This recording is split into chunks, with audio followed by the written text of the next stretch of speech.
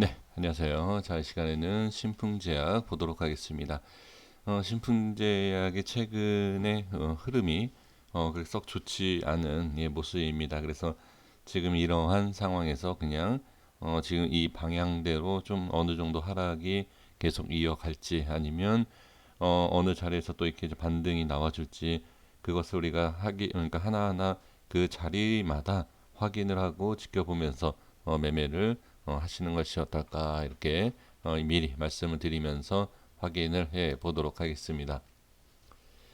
지금 수급에 대한 부분을 확인을 좀 해 주셔야 될 것 같습니다. 일단 외인과 프로그램에 대한 매도 물량이 조금 나오고 있습니다. 최근에 있어서 상승했었던 부분과 그 다음에 하락을 하는 부분 이런 과정에서 계속 매도 물량 그러니까 계속 매도 그러니까 매수가 아니라 매도 물량이 중간중간 많은 물량은 아니다 하더라도 그래도 매도 물량이 나오는 것을 확인할 수가 있습니다. 이러한 부분은 확실히 어떠한 의도가 있다. 그러니까 계속 매수를 하다가 매도를 한다라는 것은 분명히 어떠한 변화가 있다. 이렇게 보셔야 될 것 같습니다.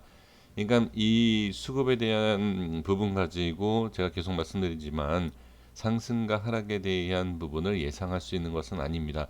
하지만 분명히 변동성에 대한 부분은 있다. 그래서 지금 이러한 모습이 좀 나오는 것 같다 이렇게 보시고요.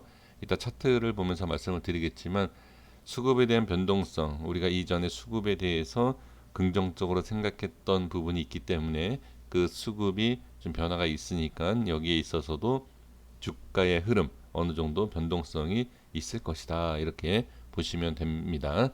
자, 그리고 시간에는 0.79%가 빠진 상태입니다. 많은 물량이 뭐 많이 빠진 건 아니에요. 많이 하락한 건 아니지만 그래도 어느 정도 위치 그리고 그 위치에서 올라가 주는 것이 좋은데 하락하고 나서 또 추가 시간 외에 하락했다라는 것은 그닥 좋은 모습은 일단 아니죠. 자, 이평선에 대한 부분과 그다음에 이제 쉬운 설명을 좀 말씀을 드리도록 하겠습니다.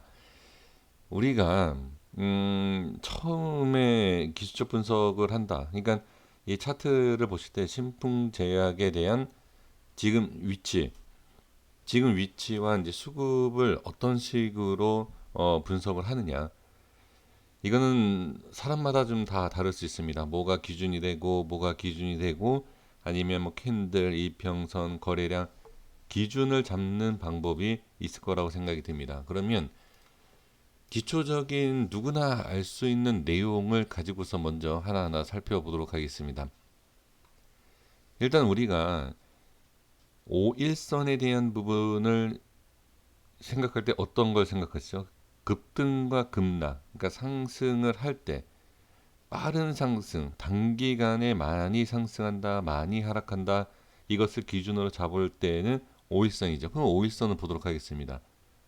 이전에 상승을 했을 때의 5일선에 대한 안착, 지지와 상승 이렇게 나오는 것을 볼 수가 있고요. 다시 밀렸다가 안착 이후에 상승 이 모습을 볼 수 있죠. 그러면 이때부터 지금 5일선 밑으로 하락하는 5일선 밑에서 주가가 움직이는 것을 우리가 알 수 있죠. 그러면 상승은 일단 아니다. 이렇게 보시면 좋을 것 같습니다. 그리고 5일선에 대한 부분과 21선을 5일선이 어떻게 밑으로 가로질러 가면서 주가를 빼고 있다. 이평선 20선이 어떻게 그러니까 5일선이 20선을 밑으로 깨고 내려가면서 주가도 20선까지 같이 깨고 내려간다. 그 이평선과 가격에 대한 부분으로 봤을 때는 썩 좋은 그림은 일단 아니다. 이렇게 보시면 좋을 것 같습니다. 근데 여기에서 이제 조금 어려운 내용들이 나온다라고 하면 이러한 흔들기, 윗꼬리, 밑꼬리, 윗꼬리, 밑꼬리 이렇게 나오지 않습니까? 예, 이러한 것까지는 지금 뭐 말씀드리면 좀 이해가 안 되실 것 같아서 일단은 이건 넘어가되 중요한 것은 이동평균선에 대한 부분에 있어서 단기적인 흐름은 좋은 그림은 분명히 아니다. 그 여기에서 좋은 그림이 나온다라는 것은 이렇게 양봉 전환해 주면서 5일선 위로 또는 21선 위로 이렇게 올라서서 상승을 할 수 있는 그런 모습을 만들어 주는 것이 좋다. 그쵸? 이렇게 보시는 것이 가장 중요합니다.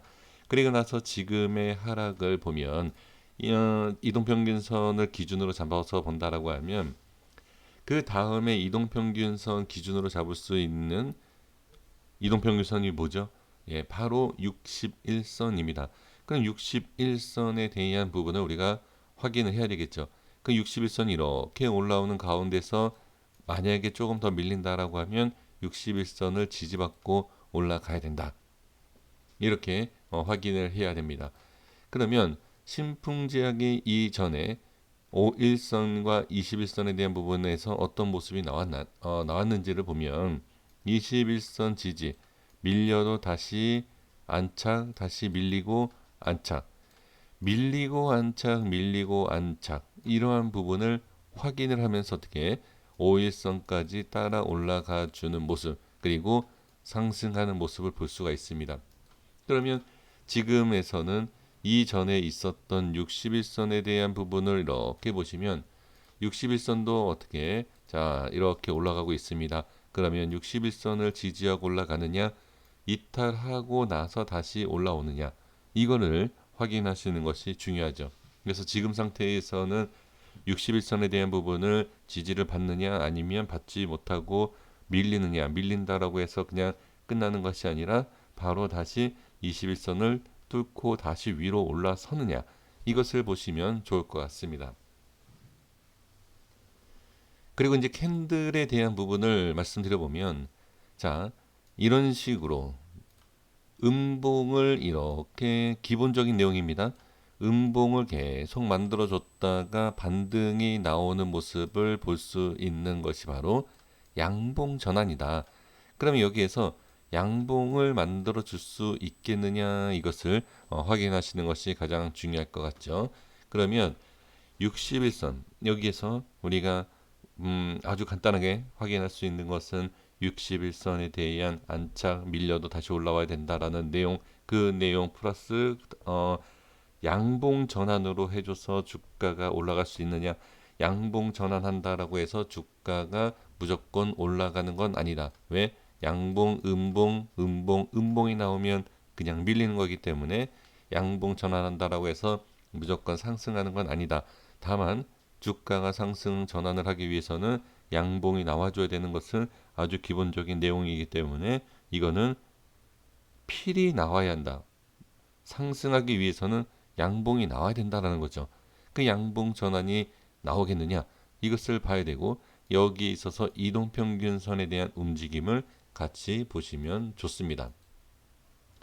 그리고 이제 이동평균선 이 5일선에 대한 부분을 보시면 이 5일선에서도 60선을 돌파 자 돌파가 아니라 깨지는 거죠. 그러니까 하락 돌파라고 보면 되겠습니다. 그러면 하락하는 것이 아니고 우상으로 돌려줄 수 있는 그림 즉 주가의 상승이 우상향으로 돌려줄 수 있는지 이것도 보시면 됩니다.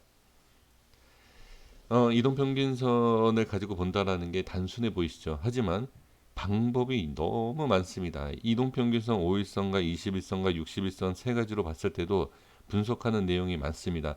그 중에서도 제가 이제 아주 기본적이고 기초적인 내용을 말씀을 지금 드리고 있는 내용입니다. 이것을 확인해 주시면 좋을 것 같고요. 그 다음에 이제 거래량에 대한 부분인데 자 여기서 좀 어려운 건 있습니다. 이거는 좀 이해하시기보다는 그냥 이걸 좀 외우셔야 되는 부분이 좀 있습니다. 자 이 거래량과 지금 꼬리가 이런 모습을 본다라는 것은 자 일단 흔들어 주는 거다. 이게 이거는 이전에 계속 말씀드렸던 내용입니다. 이러한 부분에 있어서 주가가 상승과 하락의 폭이 커지는 모양을 만들어 주면서 어떻게 이 종목을 움직이게 하려고 하는 이 질문이 있었어요. 이전에 시총이 큰데 뭐 세력이 있겠느냐 뭐가 있겠느냐 이런 말씀을 해주시는 분들이 계십니다. 시총이 커도 이거를 주가의 움직임을 전체적인 돈을 가지고서는 움직이는 것이 아니라 일부분의 어느 부분에서 움직이게 하는 그런 역할을 할 수 있다라고 저는 판단이 됩니다. 그래서 상승과 하락에 대한 부분에 있어서는 이러한 좀 상승과 하락의 폭이 크게 만들어서 변동성을 줄 수 있는 그런 부분이다. 그런 모습이 충분히 나올 수 있다라는 것을 말씀을 드리도록 하겠습니다. 그리고 나서 이제 지금은 제 기술적 분석을 말씀드리겠습니다. 제가 말씀드리는 기술적 분석은 좀 어렵다, 이해가 안 된다라고 해서 좀 전에는 충분히 아실 수 있는 내용을 가지고 말씀을 드렸고요. 그 다음에 이제 제가 말씀드리는 내용, 자 짧게만 말씀드릴게요. 일단 이 자리는 지키고 있습니다. 이 자리를 지키고 있는 것은 지금 와서 보면 예전의 모습을 보면 여기지 않습니까? 제가 계속 이 라인을 강조하지 않았습니까? 그렇죠? 그리고 강한 상승, 그리고 지금은 계속 또 몇 차례 이렇게 지지되는 모습. 그럼 이 자리가 깨지면 저는 당연히 좋지 않다라고 말씀을 드릴 수 있고, 그 다음에 이미 어느 정도 이 자리가 지금 깨져 있어서 저항을 받고 있는 상태예요. 그러니까 지금은 올라서야 돼요. 올라서지 못한다라고 하면 좀 더 하락이 나올 수 있다, 이렇게 봐야 됩니다. 그리고 지금 이 자리는 5일선과 21선 이탈의 기술적 반등이 나와야 하는 위치입니다. 그래서 이렇게 제가 설정해드린 이 가격을 확인해 주시면 좋을 것 같고요. 자, 30분 봉에 대한 내용을 보도록 하겠습니다.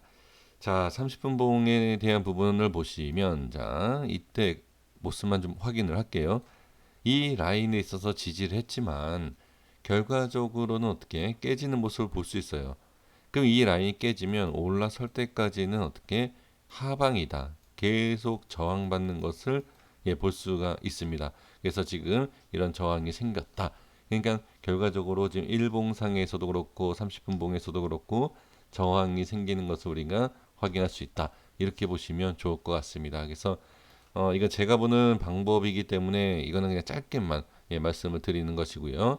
그 다음에 이평선, 캔들, 이런 아주 기본적인 내용 제가 쭉 말씀드렸는데, 이러한 내용을 가지고서는 모든 종목을 분석을 충분히 하실 수 있다. 다만 정확하게 주가의 흐름과 그 다음에 어느 좀 우리가 정말 원하는 그러한 뭐 반등이라든지 저항 자리까 확인하는 방법은 분명히 좀 부족함은 있습니다. 그래서 천천히 하나하나 확인을 해주시면 좋을 것 같습니다. 자, 여기까지 하겠습니다. 그리고 수급에 대한 부분, 좀 이해가 안 되실 내용이지만 제가 계속 말씀드렸던 프로그램과 외인의 매도 물량이 조금씩 나오고 주가의 방향과 흔들기, 이것을 조합적으로 본다라고 하면 일단은 확실하게 상승이 나오지 못한다라고 하면 이거는 이전과 달리 하락의 폭이 더 클 수 있어요. 그래서 꼭 주의해야 할 점이, 기준을 잡고 부분 손절이라든지 아니면 홀딩을 하시더라도 비중을 늘리는 것이 아니라 비중을 좀 줄이면서 대응을 하시는 것이 저는 중요하다, 이렇게 말씀을 드리도록 하겠습니다. 여기까지 하겠습니다. 구독과 좋아요 부탁드리겠습니다. 감사합니다.